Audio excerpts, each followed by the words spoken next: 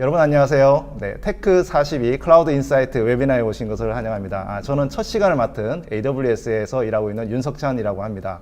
네, 첫 시간에는 조금 이 클라우드 세상이 돌아가는 분위기를 좀 익히기 위해서 제가 좀 뽑은 5가지 최신 클라우드 기술 동향에 대해서 살펴보도록 하겠습니다. 네, 오늘 제가 그 기술 동향을 살펴볼 때 좀 중점적으로 좀 얘기해 드리고 싶은 것이 이제 AWS에 있는 서비스들을 기반으로 할 것 같아요. 근데 이제 AWS라는 회사가 그 클라우드 시장에서 가장 좀 선도적인 역할을 하고 있고, 또 AWS가 서비스를 만들 때는 고객들의 그 피드백을 받아서 적어도 95% 이상의 서비스는 이제 고객들의 소리를 통해서 만들기 때문에 최신의 어떤 그 고객의 그 피드백들이 잘 반영된 제품들을 만들고 있거든요. 그래서 현재 한 200여 개 이상의 서비스가 제공이 되고 있고, 그래서 이 서비스들의 동향을 볼 때는 이 클라우드를 좀 제대로 파악하려면 AWS의 서비스를 살펴보면 좋을 것 같습니다. 그래서 이 그 서비스들을 주로 예를 들어서 살펴보도록 하겠습니다. 제가 한 5가지 정도를 뽑아봤어요. 네, 우선 간단하게 좀 살펴보면, 첫 번째로 이제 맞춤형 실리콘을 통한 지속 가능성. 요즘에 서스테너빌리티라고 그래서 이제 ESG 경영하시는 그런 기업들이 많은데, 반도체 어떤 시장의 어떤 변화도 이 클라우드가 변화하고 있다는 거. 두 번째로는 이제 인공지능이 요즘 굉장히 활발하잖아요. 그래서 개발자들한테 어떻게 인공지능의 어떤 역량을 제공하고 있는지 좀 살펴보도록 할 거고요. 그리고 최근에 이 클라우드 동향 자체가 이 제조 또는 이런 그 산업 분야에 많이 이렇게 넘어가고 있습니다. 그래서 그런 쪽으로 그 서비스가 어떻게 나오고 있는지, 그리고 요즘에 이제 클라우드를 이제 그 도입하는 기업들 같은 경우에는 이제 디지털 전환을 통해서 이 하이브리드 환경을 굉장히 중요하게 보거든요. 이 온프라미스 환경과 클라우드 환경을 제대로 잘 접목하는 것들을 원하고 있는데, 이 그 클라우드의 어떤 개념을 사실은 이제 하이브리드를 넘어서 엣지까지 확대되고 있는 부분, 그런 부분도 이제 서비스를 볼 수 있고요. 이제 마지막 그 제가 선택한 거는 이제 좀 개방형 클라우드 동향이 어떤지 이제 오픈소스랑 결합해서 제가 이제 살펴보도록 하겠습니다. 첫 번째는 이제 맞춤형 실리콘을 통해서 지속 가능성이 확대되고 있다. 클라우드의 가장 최근에 어떤 중요한 경향 중에 하나인데요. 이제 실리콘이라고 하는 건 반도체죠. 우리가 칩이나 반도체를 만들 때 대부분 이제 클라우드 기반 기존의 기업들이 인텔이나 그다음에 AMD나 이런 어떤 그 가상 서버 같은 걸 만들 때 기존의 그 벤더들의 많이 사용을 하고 있다가, 최근 들어서는 클라우드 벤더들, 서비스 프로바이더들이 실제로 맞춤형 실리콘을 만들고 있습니다. 특히 이제 그 AWS 같은 경우에는 이제 이 클라우드에 적용되는 이 맞춤형 실리콘을 2013년도부터 만들기 시작을 했어요. 가장 첫 번째로는 이제 네트워크에서 이제 예를 들어 가상 서버들을 연결하는 네트워크가 굉장히 많이 사용되잖아요. 그래서 그때부터 이제 칩을 나이트로라고 하는 칩을 만들기 시작해서 이 그 가상 서버들의 어떤 그 네트워킹을 보완해주는 그런 칩들을 계속 만들어 왔고요. 그리고 또 2017년도부터는 이제 그 그래피톤이라고 해서 ARM 기반의 그 실리콘 칩을 만들기 시작을 했습니다. 그래서 기존의 인텔이나 AMD의 가상 서버의 칩이 아니라 그래피톤의 ARM 기반의 서버를 만들기 시작을 했고, 최근에는 그래피톤 2라고 하는 칩도 만들었습니다. 또 한 가지 최근에 이제 경향이 그 인공지능 관련한 딱 맞춤형 실리콘들이 필요로 하거든요. 이제 모델을 만들면 그 모델을 추론을 하고, 또는 이제 그때 모델을 훈련시키는 거죠. 그래서 추론하는 칩이랑 그다음에 그거를 이제 서비스를 제공해주는 칩, 모델 훈련과 추론 칩, 이것들이 필요한데, 그래서 그 AWS에서 인프렌시아, 최근에 이제 트라이니움이라고 이제 원래 아마 출시 예정인데 이런 칩들을 지금 생산을 하고 있고요. 오늘 제가 이제 중점적으로 이제 살펴보려고 하는 그 실리콘은 이제 그래피톤이라고 하는 칩입니다. 이 그래피톤, 최근에 나온 그래피톤 2 같은 경우에는 이제 ARM 기반의 EC2 인스턴스라고 이제 가상 서버에 사용을 하는 칩이고요. 그 기존의 이제 그 x86 기반의 칩보다 가격 대비 성능이 40% 이상 좋아졌거든요. 그래서 AWS 여러 가지 가상 서버 군이 있어요. 메모리가 옵티마이즈 되어 있는 R6G, 그다음에 일반적인 걸 사용하는 M6G, 그다음에 컴퓨팅, 그러니까 CPU 성능이 좋은 C6G, 그리고 이제 많은 분들이 사용하는 이제 일반적인 버스터블 인스턴스 T4G, 이런 식으로 이제 다양한 인스턴스 타입인데, 여기에 이제 그래피톤 2 칩들을 이제 사용을 하고 있고요. 그냥 이제 사람들이 ARM 기반의 서버를 쓴다고 하면 이게 뭐 좀 대용량 트래픽이나 뭐 이렇게 좀 강한 성능을 내지 못했지 않을까라고 생각을 하는데 일반적인 우리가 이제 웹 기반의 뭐 컨테이너나 아니면 웹사이트나 이런 거에는 잘 동작하는 건 또 물론 그렇고 뭐 데이터 분석이나 그다음에 그 고성능 그 애플리케이션들 여기에도 C6GN이라고 이제 네트워크를 굉장히 높인 그런 인스턴스 타입을 만들어서 제공을 하고 있거든요. 그래서 우리가 생각하는 이 ARM 기반의 서버의 어떤 뭐랄까요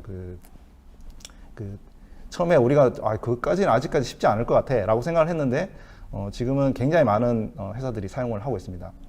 예를 들어서 이제 이 ARM 기반의 EC2 인스턴스를 기존의 인스턴스 타입을 쓰던 회사들이 이렇게 써보니까 기존 그 인스턴스 타입, 그러니까 이제 x86 기반 인스턴스 타입을 쓰다가 비용이 거의 뭐 40%, 50% 가까이 떨어진다.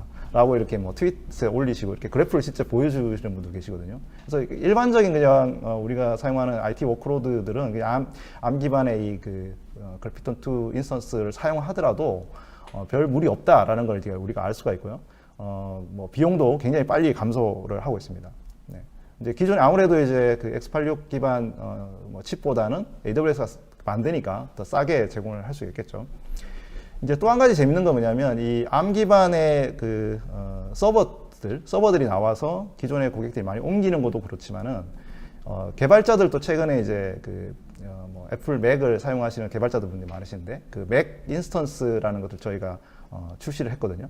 그래서 아마 올해에 애플 M1 칩이죠. 그러니까 ARM 기반의 M1 칩이 포함되어 있는 EC2 맥 인스턴스도 출시를 할 예정입니다. 개발자들이 본인 데스크탑으로 이제 뭐 모바일 앱이라든지 맥OS 앱 같은 걸 만들고 난 다음에 그거를 이제 뭐 빌드를 하거나 배포를 하거나 할 때 요 인스턴스를 사용하면 그 개발 생산성이 굉장히 높아질 수 있습니다. 그래서 개발자들도 이제 최근에 ARM 기반의 개발 애플리케이션 하는 생태계가 촉진돼서 사실 서버랑 그다음에 데스크탑이 최근에 ARM 기반으로 많이 바뀌고 있다 이렇게 볼 수가 있겠습니다. 이 ARM 기반의 인스턴스 타입이 주는 또 하나의 장점이 뭐냐면은 여러분들 우리가 일반적인 서버를 사용해 보시면 x86 서버나 뭐 데스크탑 PC도 마찬가지지만 굉장히 전력을 많이 먹어요. 네, 그래서 데이터 센터에서 전력을 많이 먹게 되는데 이 ARM 인스턴스는 우리가 모바일 폰에서 사용하는 거랑 비슷하다고 보시면 되거든요. 아키텍처가 칩 아키텍처. 그러다 보니까 모바일은 굉장히 저전력으로도 사용할 수 있잖아요. 그래서 기존의 C5 X86 인스턴스보다 이 그래피톤 칩을 갖고 있는 인스턴스가 최대 300%, 345%의 전력 효율성이 있어요. 그러니까 전력을 덜 먹는다는 거죠. 한 3분의 1 정도밖에 안 먹게 된다는 겁니다. 그러면 우리가 서버에 있는 데이터 센터가 원래 이제 뭐 전기 먹는 하마다고 막 그러는데 이 전기가 굉장히 적게 먹게 되는 겁니다.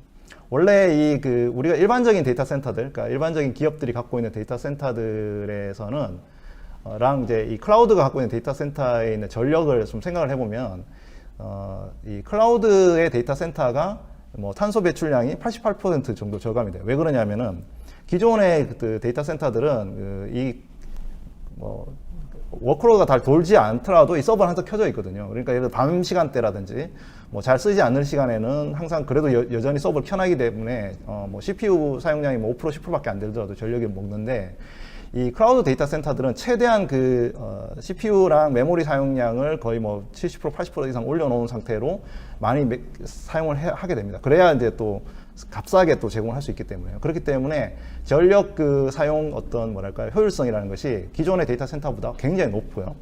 그리고 최근에 이제 AWS가 이런 데이터 센터에 사용하고 있는 전력들도 재생에너지, 뭐 풍력이라든지 아니면 이제 태양열이라든지 이런 재생에너지를 통해 가지고 이제 전력을 수요를 하고 있거든요. 그래서 아마존이 현재 재생에너지 기업으로 가장 큰 기업 중에 하나고 6.5 기가와트 정도를 재생에너지를 생산을 하고 있습니다. 앞으로도 아마 이런 지속 가능성을 확대를 해서 2040년대까지 파리 기후 협약서 대보다 10년 앞당겨 가지고 100% 탄소 배출을 억제하는 그런 어떤 전략을 가지고 하고 있습니다. 그래서 이 ARM 기반의 인스턴스를 많이 여러분들이 사용하시면 전력량을 훨씬 더 줄일 수 있고 그러면 탄소 배출량도 줄일 수 있기 때문에 앞으로 지속 가능성에 굉장히 큰 도움이 되지 않을까 그런 생각을 해봅니다. 두 번째는 인공지능 분야입니다. 인공지능은 최근에 이제 많은 분들이 뭐 기계학습, 뭐 딥러닝 이런 쪽에 이제 공부도 많이 하시고 개발자분들이 많이 이제 그쪽으로도 그 역할 변화도 하시고 또 많은 분들이 이제 진입도 하고 계신데 그 인공지능을 사용하는 것이 아주 일반적인 그런 상태가 됐거든요. 그래서 그런 부분들을 어떻게 클라우드가 도와주고 있는지를 좀 살펴보도록 하려고 하는데요. 우리가 흔히 말하는 그 인공지능, 뭐 최근에 이제 기계학습, 머신러닝 이런 쪽은 굉장히 복잡하고 비용이 많이 드는 그런 프로세스가 있거든요.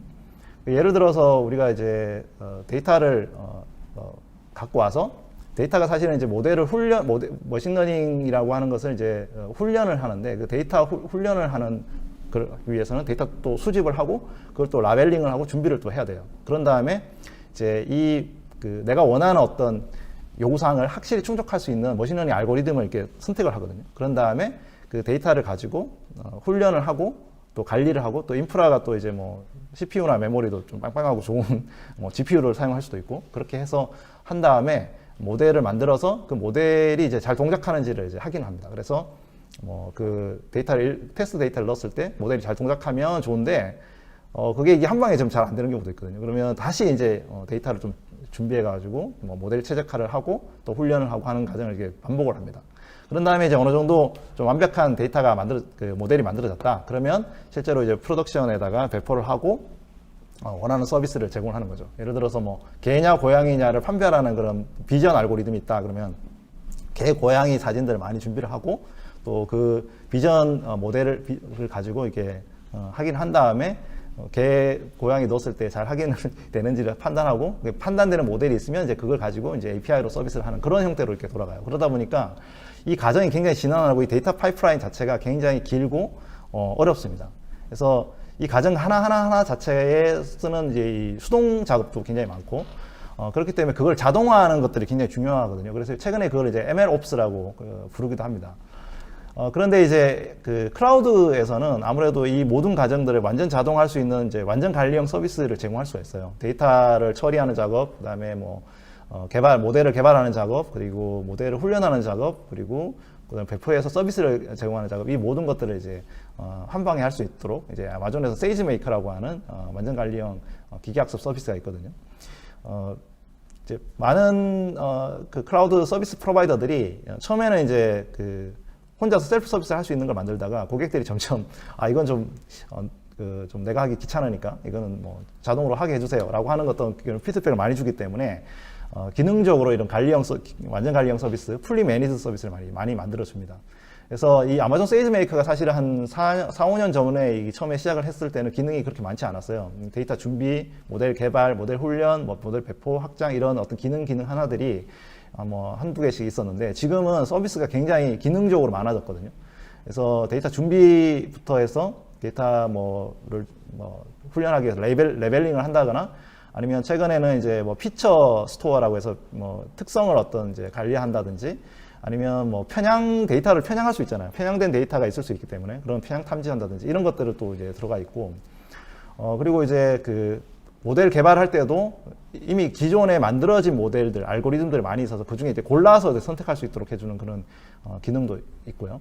근데 모델 훈련도 이제 원클릭으로 이게 트레이닝을 하고 뭐 자동화도 시켜서 이제 최근에 이제 그 최적화 기능들을 넣어가지고 원하는 어떤 데이터 뭐 레인지를 주면 자동으로 그걸 다 하고 훈련을 이제 내가 직접 보지 않더라도 알아서 훈련하게 해주는 그런 기능도 들어가 있고요. 서비스도 이제 파이프라인을 가지고 마지막으로 배포나 수정할 수 있도록 MLOps 자체도 다 제공하는 기능으로 굉장히 많아졌습니다. 그래서 그 과거에는 그 데이터 사이언티스트들이 그 MLOps 전체를 하려면 클라우드 서버도 세팅을 하고 클라우드 서버도 세팅을 하고 이제 뭐 그거를 이제 운영하고 하는 것도 해줘야 되는데 지금은 이제 그 뒷단의 어떤 작업들을 생각하지 않고 바로 해볼 수가 있어요. 가장 그 좋은 것 중에 하나가 이제 이 아마존 세이지메이커 스튜디오라고 하는 통합 ML 개발 환경을 만들어줬다는 거거든요. 그래서 이 콘솔에서 이게 IDE로 이렇게 딱 뭐 뒷단에 어떤 일이 벌어지는지 잘 모르더라도 이런 이제 개발 환경을 가지고 이제 서비스를 받을 수 있는 거, 이게 이제 큰 장점이 되겠습니다. 그래서 이 세이지메이커를 통해서 그 고객 혁신을 하고 있는 사례들이 굉장히 많이 있는데, 뭐 리프트 같은 경우에는 자율주행 자동차 모델 훈련을 만들 때 예전에 며칠이 걸리던 걸 이제 몇 시간 단축하는 경우도 있고, 그다음에 이제 T-모바일 같은 경우도 이제 고객센터 같은 경우에 메시지 같은 것도 빠르게 데이터 레벨링을 했고요. 또 그 인투이트 같은 이제 금융 세금 신고하는 소프트웨어 같은 경우에는 예전에보다 더 빠르게 더 많이 모델을 배포를 해볼 수 있었어요. 이제 아무래도 자동화 되니까요. 자, 한국에서도 이 대한항공 같은 경우에도 이제 뭐 엔진 마모 예측 모델 만들 때 세이지메이커 활용한 경우도 있고, 국민카드 같은 경우에는 이제 리브메이트라고 하는 금융 상품 만들 때도 추천 성능이 한 3.6배 정도 향상된 경우도 있고요. 이 에코프렌트라고 SK 에코프렌트라고 폐기물을 소각하는 그런 기업인데, AI 모델을 통해 가지고 이제 뭐 질소산화물이나 이산화탄소 뭐 절감이 이제 4톤 가까이 매년 절감할 수 있는 그런 어떤 그 사례도 있습니다. 근데 그 지금까지 제가 뭐 세이지메이커 같은 경우에는 데이터 사이언티스트들이 주로 사용하는 도구들인데, 그 일반 개발자들도 사실은 이 인공지능 기능들을 서비스 개발할 때도 사용할 수가 있습니다. 예를 들어서 아마존 오로라 ML이라고 하는 기능인데, 이건 뭐냐면 데이터베이스예요. 그냥 관계형 DB, 그냥 우리가 MySQL이라든지 포스크레 SQL에서 사용하는 그냥 DB인데, 이 DB의 SQL로 원하는 기능들을 추가할 수가 있습니다. 예를 들어 이거는 그 어떤 뭐 댓글이 왔을 때 댓글에 감성 분석을 하는 일종의 그 NLP 자연어 처리를 하는 기능 같은 것들을 그 사용할 때 이 SQL 문에다가 이 기능을 바로 사용을 하면 커멘트에 대해서 뭐 감성 데이터들을 바로 이렇게 뽑아내서 우리가 사용할 수가 있습니다. 이거는 우리가 개발자들이 이 감성 분석을 하는 뭐 모델을 만들거나 뭐 이런 거를 전혀 할 필요 없이 바로 이제 사용할 수 있는 장점이 있는 거죠. DB를 사용해서 SQL만 쓸 수 있으면 이런 식으로 사용할 수 있는 기능을 점점 이제 클라우드 기능에 넣고 있고요. 이런 비슷한 것들이 뭐 그래프DB, 넵튠이라고 하는 그래프DB가 AWS에 있는데, 여기에도 이제 머신러닝 기능을 넣는다든지, 아니면 레드시프트라고 데이터 웨어하우스가 있는데 여기도 머신러닝 기능을 넣어서 뭐 표준 SQL이나 아니면 GraphQL 같은 것들을 넣어서 충분히 이렇게 처리를 할 수가 있습니다. 또 한 가지 재밌는 건 뭐냐면, 이제 아마존의 그 킥사이트라고 하는 그 BI 도구가 있어요. BI 도구가 있는데, 이 BI 도구가 뭐냐면 이제 비즈니스 인텔리전스, 그러니까 데이터 분석을 하시는 분석가들이 일반 현업에서 그냥 이제 그래프라든지 아니면 뭐 도표나 차트를 가지고 볼 수 있는 BI 도구를 많이 사용을 하시는데, 이 BI 도구에도 요 그 킥사이트 Q라고 하는 이 기능을 넣었어요. 이건 뭐냐면, 원래는 이제 이런 그래프라든지 도표를 만들 때 이렇게 원하는 어떤 위젯이나 이런 것들을 통해 가지고 주는 걸 갖고 이렇게 만들어야 되는데, 자연어로 이렇게 물어볼 수 있는 거예요. 예를 들어서 뭐 캘리포니아에 가장 많이 팔리는 상품 아이템이 뭐냐, 이렇게 이제 검색을 하면 바로 그걸 도표로 만들어 주는 겁니다. 그래서 예전에는 이제 이런 것도 뭐 그 비즈니스 분석가들한테 현업에서 이런 그 도표 만들어 주세요, 이런 대시보드 만들어 주세요, 이렇게 했어야 되는데, 지금은 이제 이 그냥 일반 현업에 계신 분들도 간단하게 자연어로 검색만 해도 도표가 자동으로 만들어지는 그런 어떤 기능도 추가가 됐습니다. 네, 세 번째는 버티컬 분야로 요 인공지능 서비스가 확산되고 있다는 겁니다. 이 두 번째, 제가 아까 데이터 사이언티스트들뿐만 아니고 최근에는 이제 개발자나 BI 도구들 쓰는 일반 뭐 사람들도 이 인공지능 기능을 통해 가지고 원하는 요구사항들을 빨리 할 수 있듯이 각 분야에서도 버티컬 산업 분야에서도 인공지능이 많이 확산이 되고 있어요. 이걸 이제 잘 알 수 있는 게 그 AWS에 있는 다양한 서비스들에 이런 것들을 제공을 해주고 있거든요. 예를 들어서 이제 아마존 같은 경우에는 개인화 추천, 네, 뭐 가장 상품 추천이라든지 이런 걸 할 수 있는 퍼스널라이즈라고 하는 서비스도 있고요. 그리고 이제 매출, 수요 예측, 물류 뭐 이런 것들을 담당하는 포캐스트라고 하는 서비스도 있고, 그리고 전자상거래에서 이제 사기 탐지, 그러니까 어떤 주문이 들어왔을 때 이게 사기인지 아닌지를 탐지해주는 그런 기능도 들어있고요. 또 이제 엔터프라이즈 검색용 이제 캔드라라고 하는 서비스, 그리고 소프트웨어 개발을 할 때 그 추천해주는 코드 추천해주는 코드 글루, 그 다음에 뭐 컴프리엔드, 아까 제가 소개해드린 그 자연어 처리, 자연어 분석 같은 거 할 때 쓰는 서비스들을 제공해주고 있거든요. 이 아마존 이게 퍼스널라이즈라는 예를 들면, 기존에 우리가 이제 아까 보여드린 이제 모델을, 데이터를 뭐 만들어서 모델을 만들고 학습하고 호스팅하고 이런 어떤 그런 기능들이 다 그냥 안에 숨어져 있어요. 그래가지고 회사가 그냥 원하는 데이터를 집어넣으면 바로 맞춤형 API를 주는 겁니다. 예를 들어서 이제 도미노 피자 같은 경우에는 뭐 예를 들어서 어떤 그 고객의 프로파일이 있겠죠. 어떤 뭐 나이가 몇 살이고, 그다음에 이제 어떤 걸 좋아하고, 그리고 오늘 이제 주문한 날짜가 어떤지, 날씨가 어떤지 뭐 이런 걸 이제 주문을 하면 바로 이제 어떤 피자를 바로 이렇게 추천해 주는 거예요. 그렇게 쉽게끔 API로만 사용하실 수 있는 것이 이제 아마존 퍼스널라이즈라고 하는 서비스거든요. 비슷하게 한국에서도 이런 이제 아마존 퍼스널라이즈를 써가지고 기존의 데이터 과학자들이 없음에도 불구하고 빠르게 서비스를 만든 경우도 굉장히 많습니다. 그래서 롯데마트 같은 경우에 이제 자체 쿠폰 앱이 있는데 M쿠폰 앱에 이 아마존 퍼스널라이즈를 통해서 추천을 해줬더니 기존에 그 우리가 서비스 제공하던 것보다 2배 이상의 반응을 받았다. 그리고 이제 지그재그라고 이제 얼마 전에 카카오 인수된 의류 상품 추천 서비스를 만들 때도 한 달 만에 이 서비스를 만들었다고 합니다. 그리고 인터파크 같은 경우는 이제 쇼핑 기반의 비용 절감하고 마케팅 효율을 위해서 그 포캐스트라고 하는 이제 매출 예측 기능을 통해 가지고 상품 매출 예측 기능을 통해서 이제 서비스를 제공하기도 하고, 이 메시코리아는 이제 그 배달해주는 배달 서비스 제공해주는 서비스인데, 이 배달 기사들한테 배송 수요가 어떤지 이런 것도 빠르게 이제 예측을 해준 거죠. 그래서 기존의 어떤 그 뭐 고급 인력의 그런 데이터 과학자가 팀이 없더라도 이런 퍼스널라이즈라든지 포캐스트를 사용해서 서비스를 빨리 만들 수 있는 장점이 있습니다. 이런 이런 부분에 큰 요구사항이 있는 회사들이 어디냐면 제조기업들이에요. 그러니까 제조기업들 같은 경우 IT를 도입을 해야 되는데, 이거를 하려니까 또 이제 투자를 많이 해야죠. 인력도 투자해야 되고, 장비에도 투자를 해야 되고, 기존에 또 제조 같은 경우에는 또 공장 지역이라든지 실제로 우리가 이 AI를 도입하기가 쉽지 않은 분야가 많아요. 그래서 작년에 이 AWS에서 리인벤트라는 행사에서 저희가 매년 신규 서비스를 런칭을 하는데, 작년에 진짜 많이 나왔던 서비스가 이 제조와 헬스케어 이런 관련한 그 서비스들이었어요. 그래서 뭐 제조, 비전, 비즈니스 데이터, 뭐 IT 운영, 헬스케어 뭐 이렇게 서비스가 굉장히 많이 나왔는데, 그 중에 이제 몇 가지만 제가 이제 소개를 해드리도록 하겠습니다. 이게 이제 아마존 루크아웃 포 이퀴먼트라고 해서 기존 산업용 센서를 사용해가지고 비정상적인 기계의 동작을 감지하는 겁니다. 예를 들어서 공장에 있는 터빈이나 모터, 펌프 같은 이제 그 데이터에서 나오는 데이터를 보고 그 모니터 데이터를 해서 머신러닝 관련해 가지고 뭔가 장비 이상이 있다라고 하는 것을 자동 식별해 주는 그런 서비스라고 볼 수 있고요. 이 루크아웃 포 이퀴먼트 서비스를 만들 때 그 한국 기업들이 참여를 했어요. 그래서 GS EPS랑 두산 인프라코어에서 실제로 이 서비스의 어떤 베타 테스팅을 하면서 실제 공장에서 이 플랜트 팀들이나 이런 회사 분들이 실제로 사용을 해보고 좋은지 안 좋은지를 판단하고 이제 실제 적용한 그런 사례도 있습니다. 근데 이제 어느 정도 이 큰 규모가 있는 기업들 같은 경우에는 이제 이런 그 서비스를 사용할 수가 있는데, 좀 규모가 작거나 또는 아니면 뭐 진짜 IT 쪽에 어떤 영향이 별로 없는 기업들 같은 경우에는 이 장비 상태 모니터링 한다는 게 쉽지 않잖아요. 그래서 아예 이거를 완전히 엔드투엔드로 서비스를 제공해 줄 수 있는 이제 아마존 모니터런이라고 하는 서비스가 나오거든요. 이건 뭐냐면 센서를 아예 그 장비에 부착을 하고 자동으로 게이트웨이 통해서 AWS 클라우드로 오면 그 장비를 쓰시는 분들이 그 모니터링하는 앱이 있어요. 모바일 앱을 통해 가지고 바로 판단할 수 있게끔 해주는 그런 장비입니다.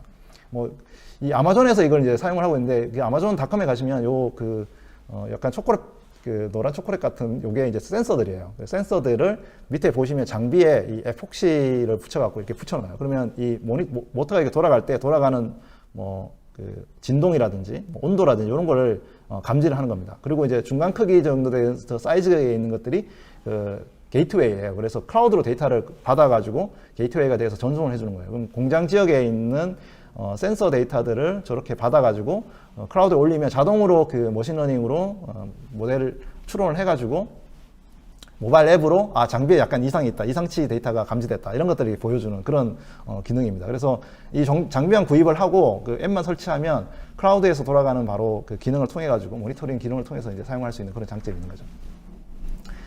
또 한 가지는 이제 공장에서 사용하는 이제 기능 중에 그 루크아웃 포 비전이라는 것들이 있는데, 공장에서 보면 이게 물건이 찍힐 때 이게 불량품인지 아닌지를 감지하기가 어렵잖아요. 사람들이 다 손으로 하기가.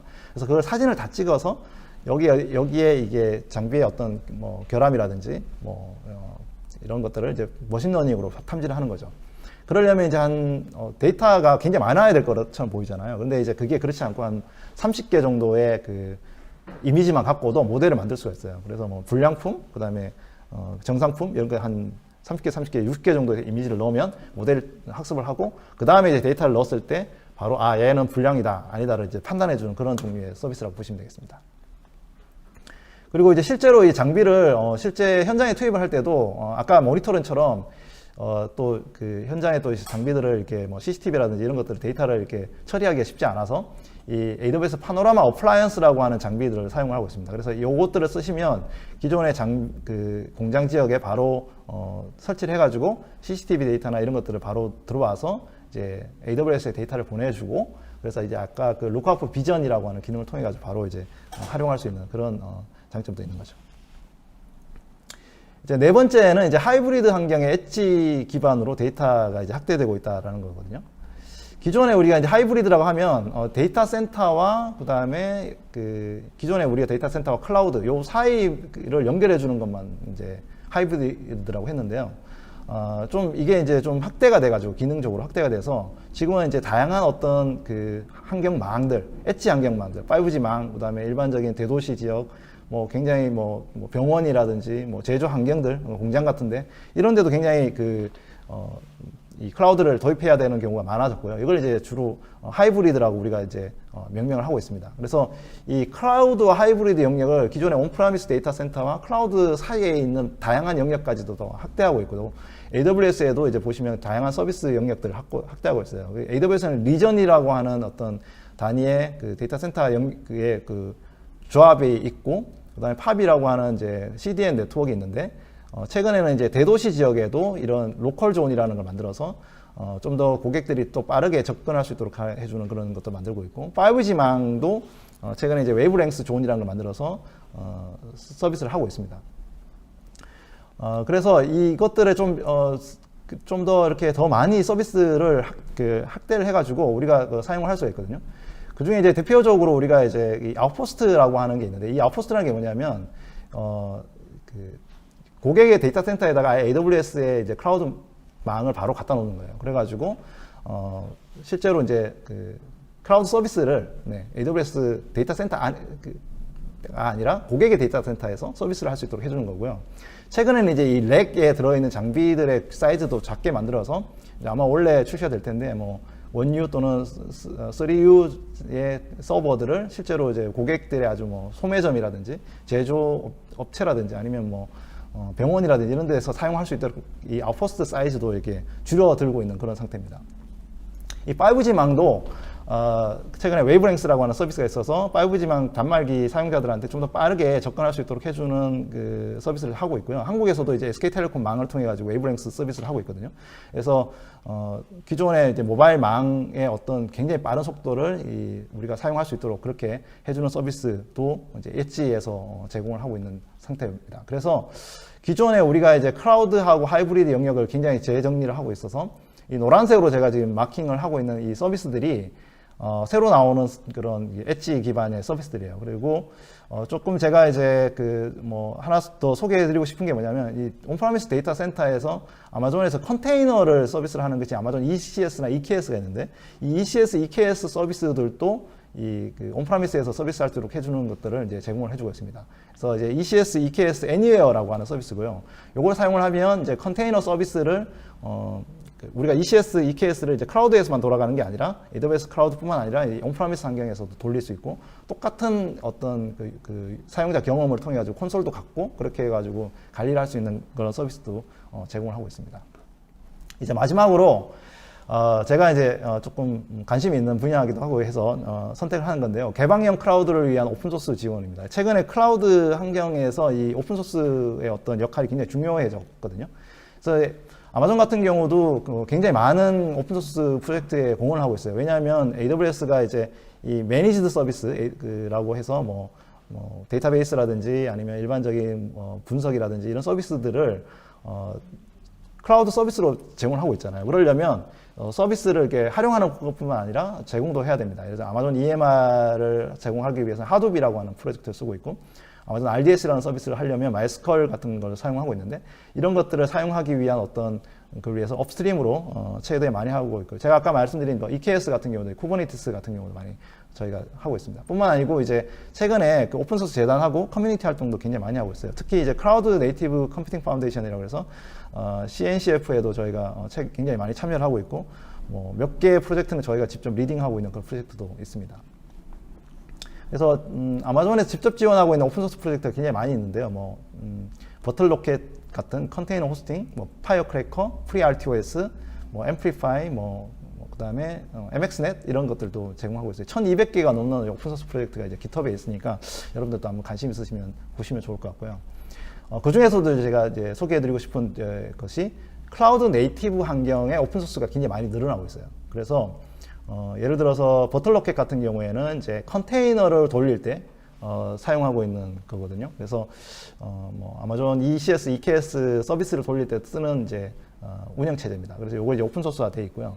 또 서버리스, 그러니까 뭐 고객들이 봤을 때 서버가 없는 것처럼 보이지만 실제로는 서버가 동작하는, 그렇지만 그것들을 제대로 돌리기 위한 이제 마이크로 버추얼 머신용 OS가 가상화 소프트웨어가 있는데, 이것도 이제 그 파이어크래커라고 AWS가 만들어서 제공을 하고 있고, 이게 이제 AWS 람다 서비스를 만들 때 쓰는 거거든요. 근데 최근에 이제 이 파이어크래커 같은 경우는 AWS만 쓰는 게 아니라 뭐 애플릿이라든지 그다음에 뭐 오픈네블라나 위브엑스 같은 이런 회사들도 서버리스 기반의 가상화 그 서비스를, 그 사스 서비스 같은 거 만들 때 이 서비스를 활용을 많이 하고 있습니다. 최근에 이제 우리가 그 AWS가 직접 지원한 오픈 소스 프로젝트도 많이 추가가 됐거든요. 그래서 뭐 바벨PC, 포스크리 SQL이라든지 아니면 아마존 매니지 서비스 그라파나, 프로메테우스 관리형 서비스 이런 것들도 다 오픈소스 프로젝트 지원하면서 신규로 많이 도입을 하고 있고요.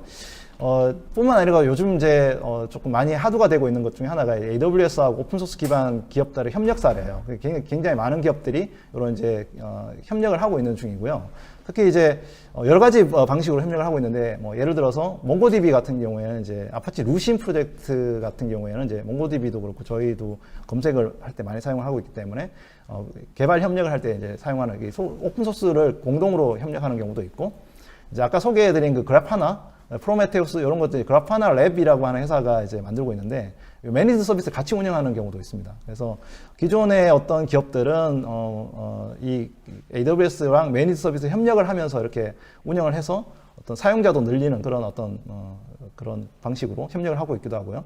또 RStudio라고 해서 이제 그 머신러닝 개발자들이 많이 사용하고 있는 이제 오픈 소스 툴 또는 이제 그 엔터프라이즈 툴이 있는데, 이것도 이제 저희가 매니지드 서비스로 유료 제품을 사용을 하고 있습니다. 그래서 세이지메이커 안에 원래 이제 주피터 노트북만 있었는데 RStudio라고 하는 거를 이제 라이센스를 통해 가지고 유료로 제공해주는 그런 이제 방식도 제공을 해드리고 있어요. 네. 지금까지 AWS 신규 서비스 살펴보는 5가지 클라우드 기술 동향에 대해서 살펴봤습니다. 뭐 맞춤형 실리콘을 통해서 지속 가능성을 확대하고 있다든지, 그리고 개발자들한테 인공지능 역량을 굉장히 확대하고 있는 거, 그리고 최근에 제조 기반으로 버티컬 산업 기반으로 이제 인공지능 서비스가 확산되고 있고, 또 하이브리드 환경을 또 엣지 영역으로 다양하게 서비스를 확대하고 있고요. 또 개방형 클라우드를 통한 오픈소스 지원도 늘어나고 있는 그런 5가지 정도를 살펴봤습니다. 네, 여러분들 어떻게 도움이 되셨는지 모르겠어요. 여러분들 클라우드 서비스를 기획하거나 디지털 전환을 할 때 이런 동향을 살펴보셔서 잘 좋은 어떤 선택을 하실 수 있도록 그렇게 도움이 됐으면 좋겠습니다. 네, 더 궁금하신 게 있으시면 제 뭐 계정이나 소셜미디어 계정이나 이런 걸 통해서 문의를 주시면 또 답변도 드리고 그렇게 하겠습니다. 네, 오늘 유익한 시간을 가지시길 바라면서요. 네, 감사합니다.